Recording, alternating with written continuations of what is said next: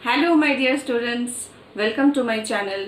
Today I will give you some basic information about microbiology. So what is microbiology? Microbiology কাকে বলে? Microbiology is the study about microorganisms. তো যেখানে আমরা microorganismsদের নিয়ে study করি, that is known as microbiology. Microorganism কাকে বলে? যে সমস্ত জীবাণুকে আমরা চোখে মানে যে সমস্ত অর্গানিজম যাদের আমরা চোখে দেখতে পাই না তাদের বলা হয় মাইক্রো অর্গানিজম। এই মাইক্রো অর্গানিজমের মধ্যে কোনগুলো ইনক্লুডেড?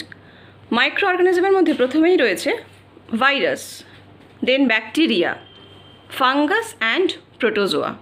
তো এই ভাইরাস, ব্যাকটেরিয়া, ফাঙ্গাস, প্রোটোজোয়া এদের সবাইকে নিয়ে একসঙ্গে আমরা বলি মাইক্রো অর্গানিজমস। তাহলে মাইক্রোবায়োলজি মানে এই সমস্ত কিছু নিয়ে স্টাডি করাটাকে আমরা মাইক্রোবায়োলজি বলবো। এবার ভাইরাসকে নিয়ে যে স্টাডিটা হয় তাকে বলি ভাইরোলজি। ব্যাকটেরিয়া নিয়ে যে স্টাডি হয় that is known as bacteriology. ফাঙ্গাসকে নিয়ে যে স্টাডি হয় তাকে বলি মাইকোলজি। এটা কিন্তু অনেক সময় তোমাদের শর্ট কোয়েশ্চেনেও আসতে পারে যে মাইকোলজি কাকে বলে। সো ফাঙ্গাসকে নিয়ে যে study that is known as mycology. আর প্রোটোজোয়া বা প্যারাসাইটসকে নিয়ে যেই স্টাডিটা that is known as parasitology. তো আমি তোমাদের প্রথমেই বললাম ভাইরোলজি। ভাইরোলজি নিয়ে অর্থাৎ ভাইরোলজি মানে ভাইরাসকে নিয়ে স্টাডি। তো ভাইরাস কাকে বলে? ভাইরাস হচ্ছে কোনো জীব নয়, ভাইরাস জীব ও জ্বরের মধ্যবর্তী পর্যায়ের একটা জীবাণু। অর্থাৎ এটাকে পুরো আমরা লিভিংও বলতে পারি না, পুরোপুরি নন লিভিংও বলতে পারি না। It is intermediate between living and non living. অর্থাৎ এটা জীব আর জ্বরের মধ্যবর্তী পর্যায়ের একটা অর্গানিজম।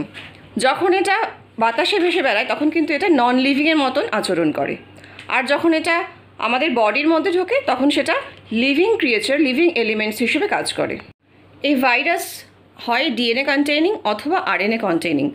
ভাইরাসের মধ্যে কিন্তু দুরকম নিউক্লিক অ্যাসিড কখনোই থাকে না, হয় তার মধ্যে থাকে ডিএনএ অথবা আরএনএ। বারবার করে বলছি, mind it, either DNA or RNA, not together. কাজেই এই ভাইরাসকে আমরা চার ভাগে ভাগ করতে পারি according to their genetic material: single stranded DNA virus, single stranded RNA virus, double stranded DNA virus and double stranded RNA virus. আর একটা ক্যাটাগরিও কিন্তু আছে ভাইরাসের, সেটা কি না রেট্রো ভাইরাস। আর একটা যেটা লাস্ট সেটা হচ্ছে retro virus. So virology is the study about viruses. By the end of 19th century, viruses could be defined in the terms of infectivity, ability to be filtered, and requirement for living hosts. তাহলে 19th century অবধি ভাইরাসকে define করা হতো কীভাবে? তার infectivity দিয়ে, অর্থাৎ সেটা ইনফেকশনটা কতটা জোরালো হচ্ছে সেটার উপর, এবিলিটি টু বি ফিল্টার্ড অর্থাৎ ফিল্ট্রেশন করে, আর কোন লিভিং হোস্টের ওপর সেই ভাইরাসটা ইনফেকশন ক্রিয়েট করতে পারে, এই সমস্ত ফিচার্সের উপর ডিপেন্ড করে ভাইরাসকে কিন্তু আইডেন্টিফাই করা হতো বা ভাইরাসের ডেফিনেশন দেওয়া হতো। কিন্তু এখন সেটা চেঞ্জ হয়েছে। তো জেনারেল প্রপার্টিস অফ ভাইরাস, ভাইরাসের জেনারেল প্রপার্টিস কী কী? তো প্রথমেই বলতে হবে ভাইরাসের জেনারেল প্রপার্টিসের মধ্যে রয়েছে নিউক্লিক অ্যাসিড। তোমাদের আমি আগেই বলেছি যে নিউক্লিক অ্যাসিড যে কোনো একটা থাকে, ডিএনএ অথবা আরএনএ, দুটো একসঙ্গে কখনোই থাকে না। তো ভাইরাসের ডিএনএর কিছু ইউনিক ফিচার্স আছে, সিঙ্গেল আর ডাবল স্ট্র্যান্ডেড। হয় এটা সিঙ্গল স্ট্র্যান্ডেড হবে, না হলে ডাবল স্ট্র্যান্ডেড। গ্লাইকোসাইলেটেড অর মিথাইলেটেড, অর্থাৎ ডিএনএর মধ্যে গ্লাইকোসাইলেশন অথবা মিথাইলেশন কোনো একটা থাকবে। Gaps present in double stranded molecules, যদি ডিএনএটা ডাবল স্ট্র্যান্ডেড হয় তাহলে তার মধ্যে কিন্তু গ্যাপ থাকবে। Linear or circular, viral DNA হয় লিনিয়ার হবে অথবা সার্কুলার হবে। বাউন্ড প্রোটিন মলিকিউলস, এই ডিএনএর সঙ্গে প্রোটিন মলিকিউলস বাউন্ডেড থাকবে। আর unique purine or pyrimidine bases present. এই unique purine or pyrimidine bases এইটা আমি তোমাদের পরে আলোচনা করব, এখন এটা জাস্ট তোমরা ফিচার্সের মধ্যেই মনে রাখো।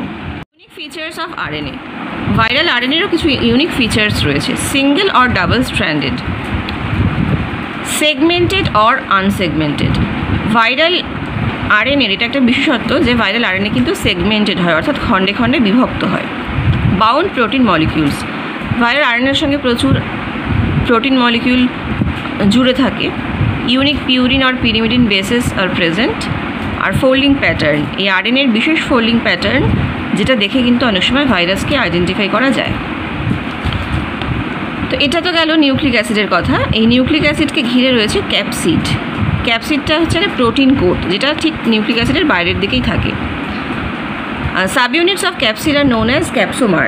এক একটা ক্যাপসিড অনেকগুলো ক্যাপসোমার দিয়ে তৈরি হয়, বা উল্টো করে বলতে হয় যে অনেকগুলো ক্যাপসোমার মিলে ক্যাপসিড তৈরি হয়। এই ক্যাপসিডেরও বাইরে থাকে এনভেলপ। এনভেলপ তৈরি হয়, envelope is composed of lipid, protein and carbohydrate.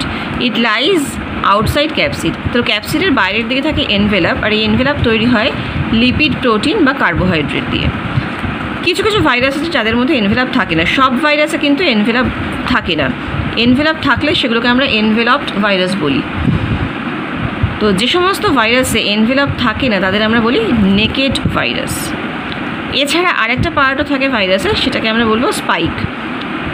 তো glycoprotein projections which have enzymatic or haemagglutinating activity.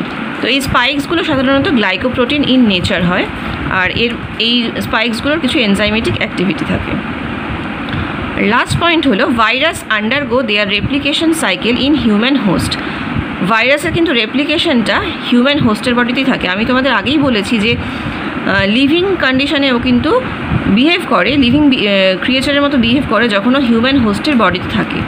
তো এই হিউম্যান হোস্টের বডিতে যখন থাকে তখনই একমাত্র তার রেপ্লিকেশন সম্ভব হয়।